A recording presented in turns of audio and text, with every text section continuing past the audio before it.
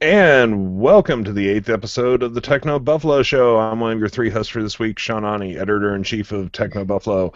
I'm joined by executive editor of Mobile, Todd Hey, Hazelton, everybody. and executive editor of Gaming, Joey What's Davidson. up, guys? What's up? Don't you dare. Oh, why not? Let's bring the 90s back. Yeah, man. The dream. Wasn't that like his son, Budweiser, like the son of CEO of the CEO of Budweiser that everyone hated and thought was a total mess, came up with that "Was Up" campaign? Really? That makes Yeah, sense. there's like a story about that, man. Like he was like the eternal partier frat guy. Everyone wanted him out of the company, and then he was like, "I have an idea for a marketing campaign," and it made them kabillions. It's like Mr. Deeds. Yeah, yeah.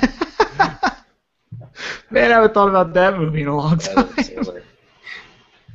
Oh, well, anyway, on this week's show, we're going to be discussing a couple different things, starting off with the announcement this morning of the LG G3 press conference. Todd, why don't you discuss what we're going to be seeing from LG? Yeah, so the press conference, I guess, is happening on May 27th in New York, London, and San Francisco, and then other parts of the world, too. And I think what we'll see is probably the G3, right? Like LG already confirmed that it's coming during the second quarter, which it is right now. What we don't yet know is if it's going to launch that day, like HTC did with the HTC One M8. They launched it the day they announced it, or if it's going to come later. I mean, Q2 stretches till the end of June, so it could happen then too. Don, do you like it when they announce stuff following? I hate to throw us off. Yeah. Do you like it when they launch stuff like right after the announcement? I mean, that seems to Yeah, happen I think a it's lot. cool because if you look back at like Palm and then HP, sort of what killed WebOS, I think, was that HP would announce these devices, and even I forget the president at the time, he would say like, "Oh, we're going to get them out now sooner. You know, right after we announce them, they'll hit the market." And of course, they never did. So that was sort of one of the big problems. Right. So I actually it's like when they announce something and they're like, "Here it is, go buy it now." I thought it was So great. it's like it's starting the hype train and then boarding right away. Yeah, exactly. Versus like, oh, here it is, and I think it kind of like, I guess it could go twofold, right? Like people can get really excited if it has a standout feature, and this is supposed to have a QHD display, which would be a standout feature. So in that case, that could be good. People are talking about it, they're waiting, and then they go buy it. But I think in a lot of cases, when you announce a phone early and then wait a couple months, people are like, I don't really care anymore. Or, I mean, you really, coming up to September, you kind of get in danger zone too, because people are like, you start to hear iPhone 6 rumors, and then, I think that's... Yeah, you have to stand out, really. Yeah. Yeah. So I think it would be a good strategy of LG to sell it right away, but I bet it'll come soon, if not that day, by the end of June still. And I think we're still going off leaks, so it sounds like we're going to see a similar sort of backside to what we saw on the G2 with the volume buttons and stuff, and hopefully like an edge-to-edge display looks kind of cool, and if it does have QHD, it'll be, which it probably will, I guess, one of the sharpest on the market. Still out there as to why you would need that, but I don't know. Yeah. So I think that's sort of what we're expecting from LG right now. And we can go into like Nexus 6, which we didn't report on the homepage because I don't really know the source. But there's a rumor that the Nexus 6 is going to be based off of the G3. But that sort of follows, or it kind of counterpoints what we saw from the information yesterday, a website that published information that says we're going to move into Android Silver devices and Google's going to move away from the Nexus. Yeah, brand. what was that, man? That was a weird... Yeah, it almost sounds like if you think about Nexus Silver, they're saying they're working with manufacturers, and actually they said wireless carriers in the report, which was interesting. Google right now goes direct to consumer on premium high-end devices, which today that's sort of the Google Play Edition devices where you spend $650 and get the HTC One M8 or any of the other phones, versus the Nexus program where you spend $350 and get a Nexus 5, but sort of lower. I don't want to say lower quality, but I think Google's trying to say that they want these super premium quality phones. It sounded, to me, Android Silver drives home the idea of metal. I don't know why. And to go I don't know why. I mean, clearly. But I don't know. With like, for example, you look at the Galaxy S5. There's no metal involved, and then I started thinking to myself, well, does that mean this Galaxy S5 is Prime, the one that we keep hearing about, this metal version or something, is maybe an Android Silver device? I have no idea. Yeah. So I don't know. There's a lot to think about right now. We're going G3 and then into the Nexus. I don't know. Well, we actually have a question related to the G3 right now from Future Game Dev.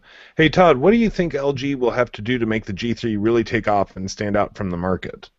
That's a good question. And LG, we just saw I'd have to bring it up, but IDC had a report today. They're behind now, and have been for a while. But Samsung, Apple, Huawei, and Lenovo on the global smartphone market. So they're really not shipping the quantities that anyone else is. LG is behind Huawei? Yeah, on the global scale. I blame China for that, right? I mean, yeah, exactly. So the smartphone market in China is sort of taking out. So I would say, and actually, well, to stand out, they can do anything. They can toss a quad HD display on the G3 and stand out. But for LG to stand out in general, it's really, I think it has to push the L Series 3 phones that it has out now a lot harder in markets like China, because if you look at where Samsung's success is coming from, according to IDC, it's in the low to mid-range smartphone market, and that's sort of where LG's putting its focus. We learned that at Mobile World Congress, and now the G3 will be its flagship. But I think you can do anything on a flagship and make it stand out. That doesn't mean you're gonna. Todd, maybe something anecdotal here that would be worth feeding off of, I obviously have out of this phone call even, I have infinitely less phone knowledge than you guys do. But as a consumer with passing interest in the market space and also wanting to partake in it myself, I couldn't name currently an LG flagship phone. I could 5 years ago. Mm-hmm. But right now I couldn't, and I could name a Motorola phone, I could name a Samsung phone and an HTC phone and all that. With LG, I couldn't, and I think that is a problem. Yeah, that is, especially because the flagship out right now sort of is the G2, and it's still a really great phone. Yeah. It's still an amazing phone. And so it actually is kind of crazy that they're replacing it already, but I think LG feels a need to now that the S5 and the One M8 are out. Right. And they want to keep pushing the boundaries. But I think there's a misconception out there among consumers and some smartphone fans that a flagship makes the company, because that's not true at all. I mean, in the case of Apple, yes, because they they push their flagship model and they kind of sell the lower end ones too. But when you look at successful market leaders in the smartphone market like Samsung and Huawei and what HTC is trying to do, and HTC is not even at LG's level, is trying to push really compelling phones in every market segment. So low and mid-range are really popular too. So while we as enthusiasts look at the G3 and we're like, if it flops, we would say, oh, LG's dead or something like that. That's not true. You can't really, so the G3 can do whatever it wants, but I think, it should be a great device and needs to be a great device. It should that LG's still pushing the boundaries. But that's it. I love my G2. There you go. But I still am not a fan of these buttons. Yeah, I can never get on board with them either. What's on there? I don't know. That's the buttons, the volume and the power are on the back, Joey. Oh, why? I feel like I'd hit those all the time. I do. They said they felt it was a more natural way of holding your phone, and that's where your finger rests when you're on the phone. Well, yeah, and that means I hit those buttons all the time when I'm talking. Yeah, you don't want it to be in the natural location. You want it to be in a location that you have to reach for. And they said that was market research, too, which I have a hard time believing. I mean, I hold the phone like this, right, and I want the volume right where my thumb is. I don't know.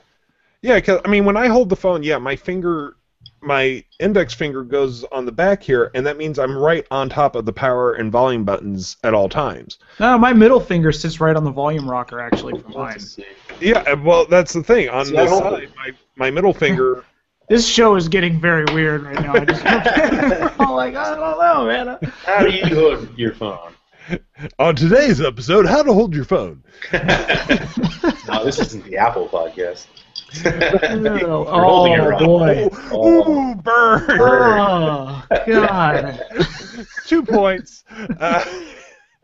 Podcast from the time of Antenna Gate. No, I think the G3, the pictures we've seen, should they be real, which I think they are, they're keeping the buttons there. They look a little bit, of a lower profile, so maybe they won't be as easy to hit when you don't mean to. So, yeah. Todd, Sean, is it a screen size preference? Is that the reason why that's still your daily driver? Or? yeah, it is, because I really, really considered going to the Moto X, but I like the screen size of the G2. Yeah, right. Makes sense. Yeah. I mean, it's a gorgeous looking phone. Mm-hmm.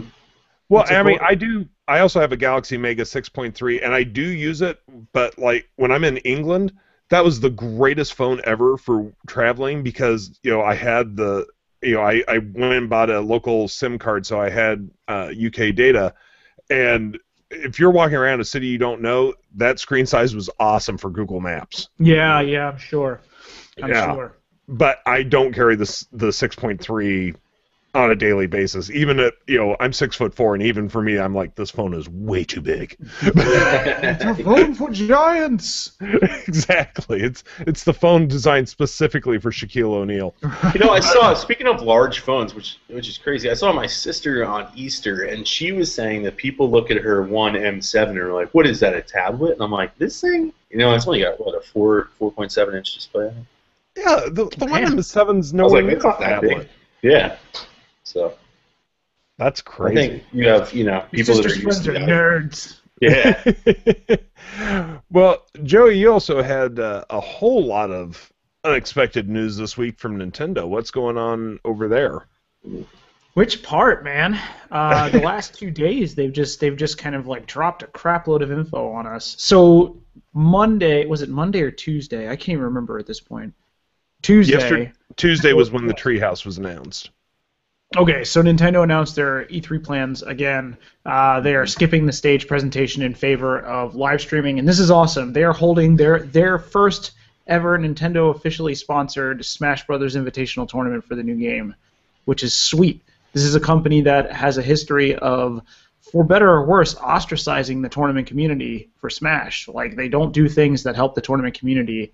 And now with the new Smash Brothers, they announced the Final Destination stages, they announced the For Glory for Fun modes, and now they're saying, like, at E3, the biggest week in the games industry, we are giving the best Smash Brothers players in the world the spotlight in the Nokia Theater and, like, live streaming the match. That's awesome. They're also doing a thing where anyone who wants to try Smash Brothers globally and lives close to a Best Buy will be able to go out and play the game for themselves during E3 week. So that's an awesome idea. It's really good. I mean, they did it last year with the Wii U as well.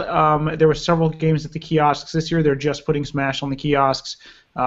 And now that's all that's been announced so far. I wouldn't be terribly surprised if they also put the Zelda tech demo on those kiosks as well. We'll see what happens. I know that there's going to be a new Zelda announced at E3. It's just a matter of what it is, but it will be for Wii U.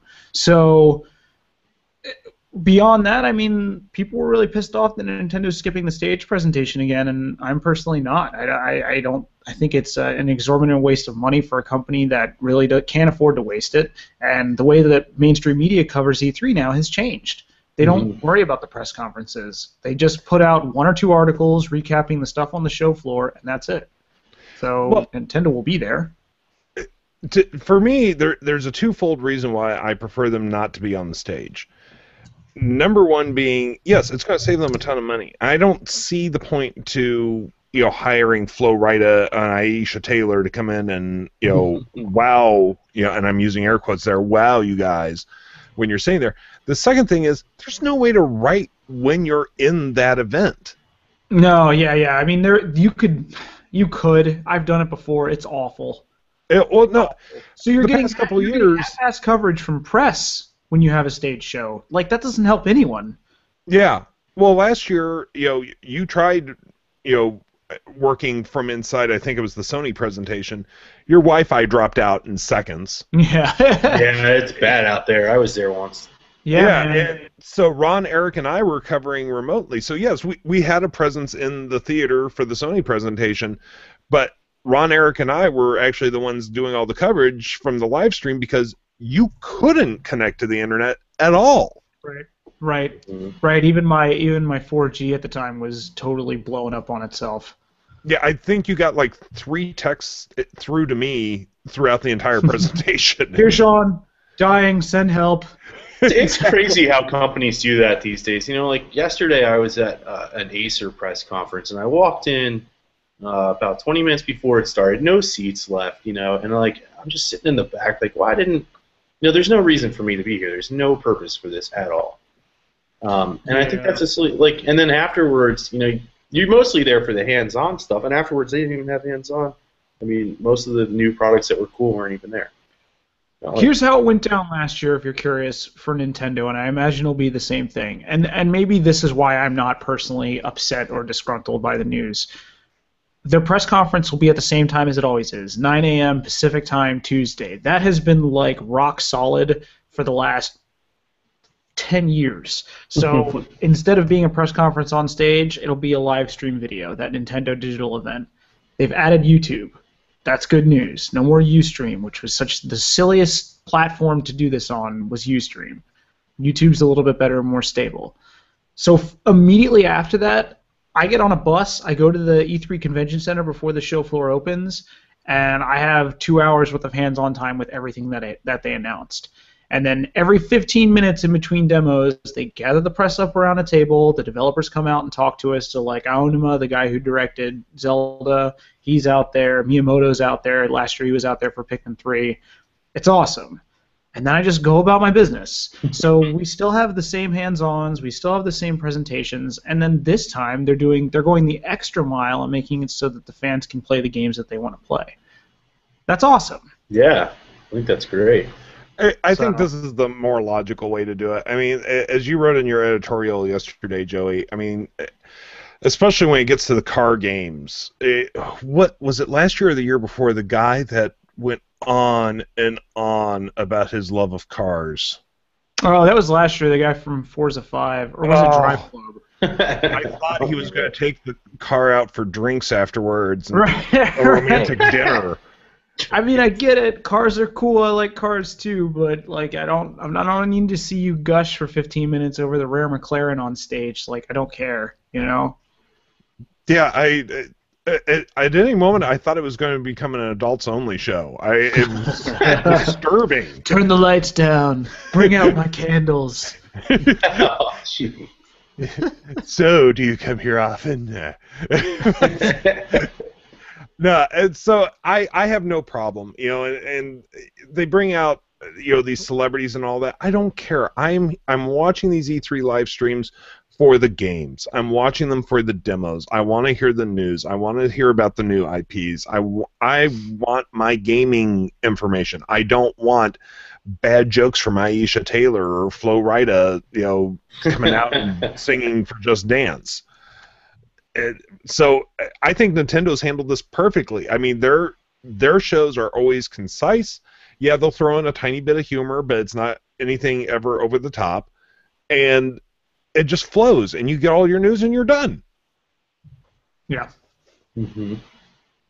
Yeah. I don't get it. I don't understand why people are upset that they're not going to be live on stage. The Game Informer ran an article yesterday, kind of like right after my article went up, actually. I'm not just a coincidence, but Yeah. Their stance on it was that you don't get to hear the audience reactions. I mean, you don't need a laugh track to know whether or not something's funny, you know? Right. Exactly. I don't need a guided. If I like something, I'm going to like something. If I'm not going to like it, I'm not going to like it. It doesn't matter what the audience is doing. Right, exactly. So, and to be completely honest, when Flo Rida was on stage, I was in the room for that at Ubisoft's presentation. If you watch the video, like, it turns to the audience, and everyone that isn't a Ubisoft developer is just like sitting there like, God, kill me. I saw a clip of it again yesterday, and when the girls ran up to the front and they're like trying to get everyone to clap, all the press is just sitting there staring at them. Because it's like, why am I clap? Like, I can't clap. I'm writing notes, man. That's like when you're, like yesterday, when you're in a press conference with all the employees and they're the ones clapping, you're like, oh, come on. Yeah, I don't know if you guys know this, the guys watching, but 9 times out of 10, the huge applause that comes from those press conferences is from employees. Yeah. Like, BlackBerry used to be famous for that. All the video game BlackBerry companies was do it. horrible about that. EA, they have, nothing against EA. It's just an example. They have EA reps peppered in through the crowd, and they just like everyone claps. So that raucous cheering you're hearing isn't normally coming from the press. Yeah. Yes.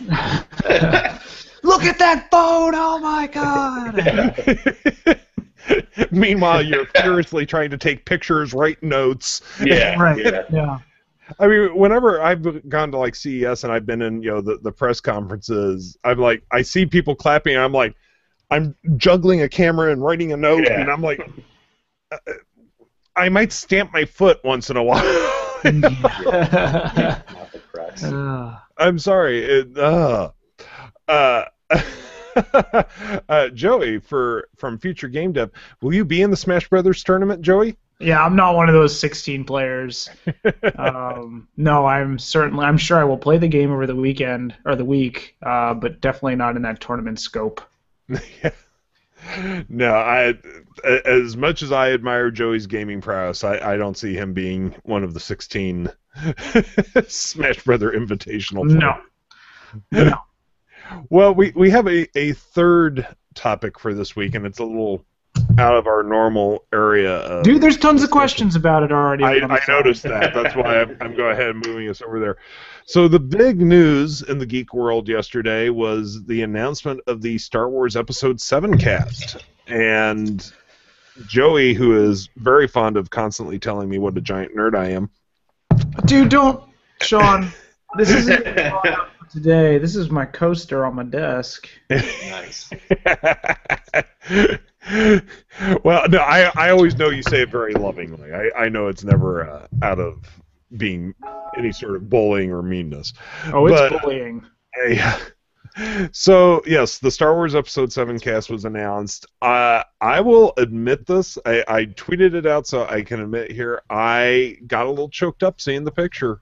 That was my childhood coming back. Seeing Harrison Ford and Carrie Fisher and even Peter Mayhew and Anthony Daniels and Mark Hamill all sitting there, and the fact that I know I'm going to get another story in this universe, even though the prequel sucked, even though I know I should at this point going, I don't trust you, I still was just unbelievably stoked. It was surreal. It was completely surreal. Yeah, I mean, Sean, you probably heard me the other night gushing with my buddy Mike about it. It Star Wars played a huge role growing up for me. I'm sure for you guys too. So, seeing that was crazy. Well, you have to remember, and I saw it. I didn't see it until September of 1977. So I was already 6, and the reason I did not see it until September was because the lines, you got to remember, at this time theaters were one screen. It was September 77. We got to the theater at 6 p.m. We didn't get in until the midnight showing. Whoa. Right. Yeah. Now, and September in Phoenix sitting outside for 6 hours is awesome. Why didn't you just download? Yeah. Why didn't I just download? Now, here's the funny part, Todd. I still to this day have no clue how my uncle did it. I had a pirated copy on beta by Christmas. Wow. Nice. Now, what's funny is because beta tapes were a certain length, it was split onto 2 tapes. So the scene where Obi-Wan feels the disturbance in the Force and Luke talks to him, that's where I had to switch tapes. So even to this day, I'm like, is it time for a bathroom break? Switch. Oh my gosh. Because that's where I would swap the tapes out. But it was a huge part of my childhood. Now, Todd, I know before the show you were saying you didn't have a whole lot to say about Star Wars. I watched it as a kid, like with my father, who's a big Star Wars fan, but I don't know, I guess I didn't watch it as much as some people.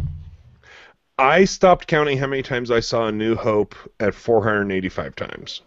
Whoa. It's a little bit more than me. Yeah, and that was when it was still just me watching the pirated tape. Yeah. I just finally one day stopped counting. I was like, oh, yeah, I don't know, somewhere over 500 now. But yeah, for me it was life changing. It was you have to remember in 1977 there was nothing that had looked like this. And, I can remember walking out of that theater, just my mind exploding. And, I'm sorry for the kids today because they'll never have that experience because there's so many amazing looking films now. But, for those of us that have been around and grew up with this, still the idea that we're finally going to see what happened after Return of the Jedi is just mind-boggling. Yeah. The funny thing is, though, last night my mother asked me, part of the reason she felt I was disappointed with the prequels was because I had 16 years to think about what happened in those 3 films. And she goes, the same thing's going to happen to you with 7, 8, and 9. I said, actually, no, I never really gave a whole lot of thought to the 7, 8, and 9. It was 1 through 3 that I always thought about. Well, your brain naturally, 6 could have been the end of the story, period. Your brain absolutely naturally decides that 1, 2, and 3 needs to happen. Yeah. Yeah. I think what's interesting about Star Wars for a lot of people is that and someone asked Sachin Bahal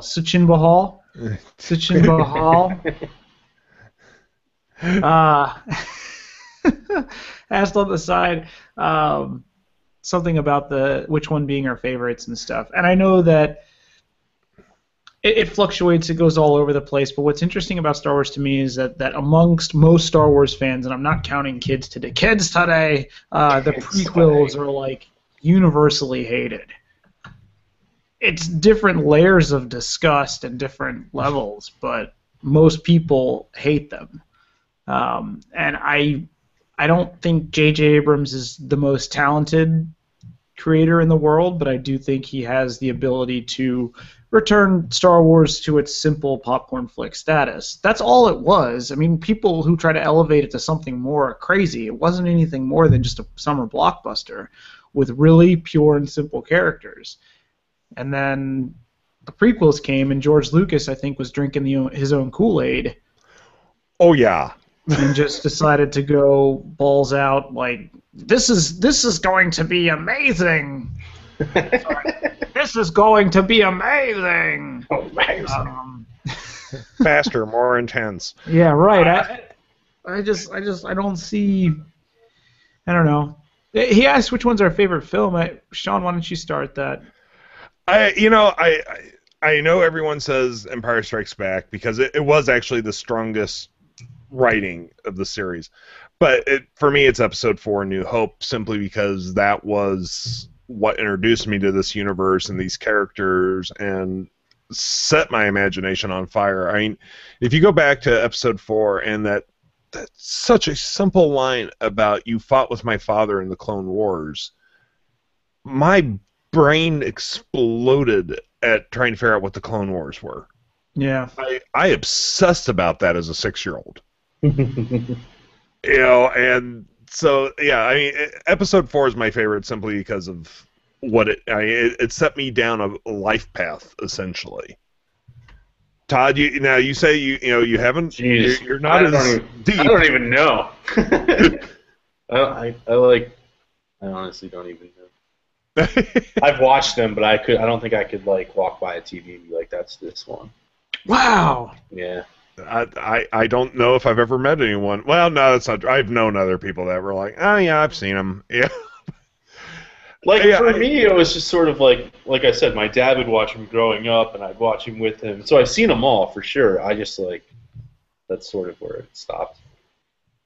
I'll watch them again, all right, guys. But I'm still catching up on The Wire. The Wire first. Wire takes precedent. We've got a question from Future Game Dev about not knowing anything that's in the books. Is there anything the writers are following, or are they writing this from scratch? They actually are following. Lucas had written 20-page treatments for 7, 8, and 9, and they're working from those treatments. And what a treatment is basically just an outline. It's not a full script, so it says, it's like the story beats. This is going to happen, and that will lead to this, and this will set this up, and so on and so forth. And Lucas is consulting, but he is not writing, he's not directing, both of factors which I'm thrilled for. Yes. So they are working from George Lucas's original notes, but they are not working from any of the expanded universe novels, which I'm also thankful for because a lot of those were really bad. Some of them were really good too. There were some that were good, but the majority were bad. Yeah. But they're working from that, and I saw also here in a question. I'm not sure where it went here. There was one about are they going to introduce Jaina Solo, and that was from Viola Minium, I guess. I think I saw it. Yeah, that's it's technically no, but we're not sure what Daisy Ridley is playing, and from her placement in the cast photo sitting in between Harrison Ford and Carrie Fisher, the assumption is that she is Han and Leia's daughter, but that does not necessarily mean she's Jaina from the novels. I would love it if she was Han and Leia's daughter and she was the main character. I've talked about this before already, but that would be amazing. Yeah, no, I think she is definitely their kid, but we just simply don't know to what level she's playing in the movie. But I'm all for her being the main character. I'd have no problems with that. Yeah, that'd be sweet. None. Bring it on. And that's the thing. I mean, there was a lot of talk yesterday about the diversity of the cast and all that. And Joey, you and I talked about this offline, and I agree with you 110%. We can't judge anything yet. We don't know what's happening. Yeah, I mean, it is. I will admit that it is troubling to see only 2 females in the cast and 1 black guy. That's problematic. But the rest of the cast has not been revealed, and we don't know what roles these people play. Yeah. Just seeing a billing list doesn't mean anything. No. It doesn't tell you. Harrison Ford could be in the movie for 10 seconds. He could be like Steven Seagal in Executive Decision. Yeah. They're gone. First 5 minutes. Yeah, exactly. Yeah, we have absolutely no concept of what's happening. We don't know to what degree the original cast is going to be in it. Although the fact that Peter Mayhew's there kind of makes me think it's going to be more than 10 seconds. I mean, to bring Chewie back for, and Chewie walks through the scene. But I don't know. It's going to be interesting. I'm excited. I will more than likely walk out of the theater and go, oh, it could have been so much more. But, it's part of the Star Wars saga, and that means I automatically will watch it. So. Yeah, we got a year and a half, so. Yeah, I know. Now I just got to try to find a way to be an extra. I told you, I tried parlaying that painting that one time into an extra role. Now, darn it, Lucas isn't in charge, so I can't, use that as a bargaining chip now. But, darn it. So we're going to open it up to questions to the floor here, as we usually do at the end of the show. And we've got a bunch coming in here. Let's take a look here. Hey, Todd from Sachin Bahal. What are your thoughts on the Samsung Galaxy K Zoom? You've actually gotten to play with it a little bit. Was it? Yeah, it's cool. Samsung was really specific to say, this is not the Galaxy S5 Zoom. They're trying to break away from the mentality of the Galaxy S4 Zoom was a Galaxy S4 product. So what they're saying is this is basically a phone first with the great camera, and I think it lives up to that name from my 10-15 minutes with the phone. It's cool. It's not sort of a powerhouse like the Galaxy S5. You make sacrifices in the way of the screen and stuff like that. It's also still pretty bulky. And yes, I saw some comments on the YouTube video from our hands-on. Every time you go to take a picture, the whole lens pops out and everything. So it's a big device and sort of, in my opinion, more of a camera than a phone versus what Samsung's saying. But it's cool. No plans for the U.S. And it should be launching elsewhere soon, though. Question here from TechnoGeek, which is actually something I forgot to talk to you about, Joey, and I'm interested to hear your thoughts. Hello, guys. Love the show and the site. And over the weekend, I hear that the Atari ET games were found. What are your guys' reaction? Joey, how did you feel about them finding the ETs? I mean, it was inevitable, right? Like it's something that a lot of companies do. Getting rid of waste is what most corporations have to worry about on a day-to-day basis. I think it's awesome. I think it was great that they're in such pristine condition, relatively speaking. But I wasn't surprised, not really at all. I wasn't surprised either. It was kind of gratifying to have the urban legend finally confirmed. Yeah, I mean, I buy it. I totally bought that it happened. I was just convinced that they were actually buried out in the desert. All companies get rid of stuff. There was in the 40s when Universal and the other film companies, they used to burn movies. Mm-hmm. Just because they didn't have the storage space to keep them and they weren't going anywhere, so they'd just burn them. Companies do weird stuff. Was it entombed in cement? I don't even know. I've not heard if it did have the cement layer on the top of it. From what I've heard, though, the Atari manager that was on site said that, yes, they did put a cement cap on it, and it was simply because they knew kids were sneaking into the garbage dump to get the games when they were first dumped. Yep. So, I don't know. I saw there were some people that were like, oh, this has to be fake. There's no way they could have survived in this condition. If they were at the bottom of a pile, yeah, it's totally possible. In the desert, in an arid climate, underground, they'd be fine. Yeah.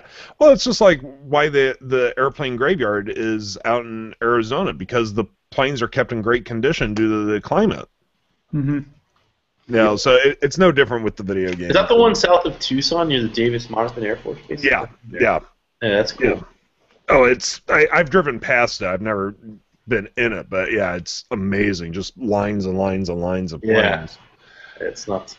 But yeah, it was interesting to see it finally happen, and I'm looking forward to the documentary and the saga of the worst video game ever designed. Which is a matter of opinion, you know. It's up there. It's up there, but I've played some pretty sucky ones as well. From Rockster 103, do you think wearable devices might be more successful in the future? Todd, what do you think? Yeah, I think so. I think right now we're in like the very start of seeing what they can do, and I think that's because the chips inside the processors and stuff are just now taking off. And can measure steps, although not accurately, which is really annoying. Like if you see Brandon's Gear Fit review, he talks about how inaccurate it was, and I had the Galaxy whatever S5 and the One M8, and you can, like, when you install the apps, you can just shake them and get the footsteps. So they need to fix the inaccuracies to make them really useful, and that's in case of fitness, right?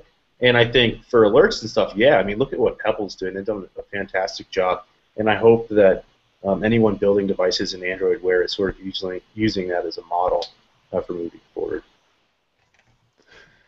Yeah, that is if you're just shaking it, I mean, they have to be more accurate. You can't just sit there and, look, I'm walking steps. Yeah, exactly. It's just that's. I mean, Brandon was saying the discrepancies were like thousands of feet a day. I mean, what's the point? If you really are you walking miles or are you not walking miles? And if you're not, then it's useless, right? It tells you the wrong calories burned and everything. So, but I think that's what people are attracted to, right? The fitness idea, I think, is what attracts me to wearables. I like the Pebble, but I don't like all the constant notifications. I'm more attracted to just learning about myself, I think. Question from Rahul Pratap Dev. At Champiani, are you wearing the Pebble smartwatch? Yes, I am. How is it? I love it. I honestly, I mean, I love it. It makes my life easier. Is it something that I think everyone needs to run out and buy? No. I enjoy it. It's nice, to, especially like when you're driving. This is somewhat horrible. While you're driving, if I get an alert, if I get a text, I can just go like that real quick and see the name of the person, and then I know if I need to pull over, which I do pull over if I need to text. But that way I never have to pick up my phone or anything. So that's nice. But yeah, I enjoy it, but it's not anything that I think the mass consumer needs as of yet. A couple generations from now, I think it's going to be a lot better. I see. At first, I loved getting those notifications and stuff, and then they started driving me nuts. Sort of like BlackBerry back in the day, like it's just constantly buzzing. You're like, leave me alone. So I took it off, and I think that's sort of my issue with wearables. Like, I don't want them. They're non-intrusive in terms of their form, but they can be intrusive in terms of their feature set. That gets annoying. From Sasha Bahal, is it traditional for TechnoBuffalo staff to wear a hat during a Google Hangout? Yes. Sure. And there are episodes of me not wearing a hat. I think. I don't know. There are episodes of, and here by May or so, I'll stop wearing this. I don't wear it in warm weather, which will make John extremely happy as he hates this hat. Why? I don't know. He absolutely despises this hat. And that's just the way it is. It's my favorite hat, and I wear it a lot. Future Game Dev wants to know how the Hermit is living behind my sheet. I forgot to feed him last week, so we'll see if he's still there. We'll spit out my coffee. Let's see here. What else do we have? Some of these we've already covered a little bit, guys. Someone asked. I was just flipping through. Someone asked about the MacBook Air. What the new one? Yeah, thank you. Like a. Well, yeah, I'll find the question while we're here. It is from Rockster 103. What are your thoughts on the new MacBook Air? The price, $899. That's awesome. I think people have been looking for Apple to enter that price target for a long time, and $899 for a MacBook Air is a great deal. You're getting an 11-inch screen, so it's like the lowest. And only 128 gigabytes of hard drive. Right, but that's what I have, right? So you think about the MacBook Air, that version of the MacBook Air at least, as a more casual consumer might think of it. I know my wife right now is really on the market for a new computer. She's been weighing a Chromebook, but she's always had Apple stuff. That might be attractive to her. Right. So, and she could give a rat's about 128 gigabytes of storage space. It's basically her internet book. So, yeah. Right, it's the Facebook machine. What do you think, though, Joey? Will she think about the screen only being 11.6 inches? She will not care. Really? She does not care. My wife does not care about anything. She's like, 2 hours of battery life. That's what bothers me. I have a 2012 model, and it's got about 2 hours of battery life. She does not. My wife, I think a lot of consumers don't care. As long as the price point's in their wheelhouse, they're golden. For me, for you, Todd, Sean, we'd probably look at that thing and go, not enough. Yeah. But it's not for us. It's the budget line app. It's the iPhone 5C of MacBook Airs. Yeah, and I think Apple could use one, and it's great sure. to have that. It's ridiculous that all of their laptops, even that laptop, is cheaper than my gaming PC. Yeah. That's silly. The fact that I can go build a top-of-the-line gaming PC for less money than their cheapest MacBook is. Oh, I see what you're saying. You're saying the other way. Yeah. No, I think, though, it's great that they're finally, again, the plastic MacBooks have been gone for a while, but, finally we have a MacBook again that is under $1,000, truly under $1,000. It's been a long time since we've seen that. And, yeah, for your average consumer, the screen size, really, more than the hard drive space, the screen size is what I'm like, it's only 11.6 inches. Yeah. That's kind of hard to do work on, at least for me. 13s is where I'm at. You got to remember that this is the same marketplace that actually was excited about the netbook, and that's I own a netbook. Sure, I'm not knocking the netbook. I'm just saying that I don't think screen size matters as much to normal people as it does to us. Like, they don't care. They just don't care. The normies. Sean, you have a 17-inch Pro, right? Yeah, I have a 17-inch Pro. I couldn't even deal with that, man. 13 inches that's I too have big for me. travel and stuff. I can't do it. It's too big. Yeah. Well, I got it right as they were about to announce that the 17 was dead. I didn't realize it when I bought it. And so I'm glad I got in under the wire, and I'm going to use that thing until it's on its last absolute breath. That's where I am with my 13-inch. It's a mid-2010 and still... Whoa. Yeah, dude. I upgraded the RAM to 8 gigs once and haven't touched it since. Wow. I'm on the 2012 era and it's on its way out. Oh no, man! I take care of this. This thing's been all over, I guess. I don't know. Yeah. Just Oh, the no, trackpad is messed up.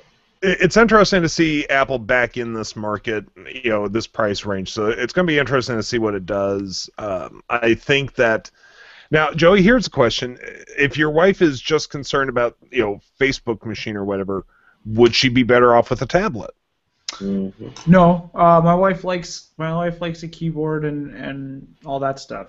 My wife has a tablet, but she doesn't. She uses her tablet for work stuff and for reading and games. That's like all she does on it. And it's also our toddler distraction device on long car rides. But like she likes having a laptop, and I don't blame her too. It's a lot harder to be productive on a tablet than it is on a MacBook. So. No, I totally agree, but I'm curious to see as we get further down the road if we really are going to start to see tablets cannibalize that casual market of people that are only interested in email and social media. I think they already have. I think that's why people are calling the PC market dead. Well, that's just the PC market is not, as we know. Just to clarify, the PC market isn't dead; it's just shifting. Exactly. Yeah. Especially when you define it as personal computer. I mean, then you go to the smartphone. I mean, that's a PC. Right. My buddy Dave has totally kicked his PC to the curb, and he just has a phone. He has a Galaxy S4, and that's it. Cool. He's living the dream. So what does he? I know, it's amazing. Yeah. Some people dream of cord cutting. He went way over the board. Oh no, but he does have cable. So, and running water. Right, and running right. Can't cut that one yet. Soon. That'll be a phone blocks add-on. Yeah. Speaking of phone blocks, we have we'll do one more question here, and then we'll be at the end of the show for today. From Rahul Pratap Dev, what are your thoughts on Google's Project Aura and phone blocks? We've covered this in previous episodes. Go back and find that episode first, because we had a whole episode on it. Yeah, we talked about that a lot. Yeah, I'm still excited. Yeah. Me too, and no developments since our last episode, so... No developments. Still excited. Nothing to report. I'm hoping we'll hear some more at Google I/O. So I hope it doesn't. I hope it doesn't turn into like their Google Wave or even their Cards program. It just becomes like vaporware. Remember Google Wave? Yeah, now Google Plus is pretty much on its way out. It seems like, right? The guy who created Google Plus is gone. And now there's talk that they're going to replace like their universal login with just Google login instead of Google Plus, and I don't know, and sort of break it apart. The thing that stinks is like photos inside Google Plus is amazing. It's really cool. Dude, I don't know if you guys. I did not know this existed. I just have a quick anecdote. Over the weekend, my son, who is 2.5, going on 3, was at a birthday party with another 2.5 going on 3-year-old. They're like best friends. They do everything together in daycare. They're like, there's this moment when Erickson, the other kid, is getting ready to get his cake, and I'm trying to get a picture of both of them. And I don't know if you've ever tried to take pictures of 2-year-olds. It's like herding cats. Like, you're like, look at the camera, you're like, say cheese! One of them says cheese, one of them is, like, completely oblivious. So I took, like, 5 pictures in a row, just, like, trying to get them both to smile at once, and it didn't happen. So I go home, whatever, nighttime happens, crash out, wake up in the morning, I'm checking my computer, and I get a little pop-up from Google that's just like, hey, your smile photo is ready. So Google took all of those pictures, found the ones where they both had good smiles, and then merged them into one picture. Yep, awesome. It's really cool. Dude! What? It does. It makes like panoramas for you too. Like if it notices that you've taken them and everything. The only thing, Todd, that it's ever done before for me is it detected that I was taking a picture in snow, and it added a stupid snowflakes GIF. That's terrible. I was like, this is not auto-awesome. This is auto-awful. Yeah, that's awful, but it does really some awesome stuff. Oh, the smile thing, man. I was like, this is the creepiest and greatest thing that Google's ever done for me. It was so cool. That's awesome. That is pretty darn cool that it was able to merge them like that. All right. Well, that brings episode 8 of the TechnoBuffalo show to an end. Do either of you have any final thoughts for this week? No. Nope. So basically, we're all thoughtless. Final thoughts. Jerks. Yeah, Right. we're thoughtless jerks. As always, we appreciate you joining us. I have been Sean Ani. I'm the editor-in-chief of TechnoBuffalo. I've been joined by executive editor of Mobile, Todd Hazelton. Bye, everyone. And executive editor of Gaming, Joey Davidson. See you guys. Until next week, take it easy. And as always, you can find us on the iTunes Store. You can find us on the Stitcher app. You can subscribe via RSS feed. You can find us pretty much anywhere. We'll see you back here next week for episode 9. Till then, take it easy. Bye-bye. Bye.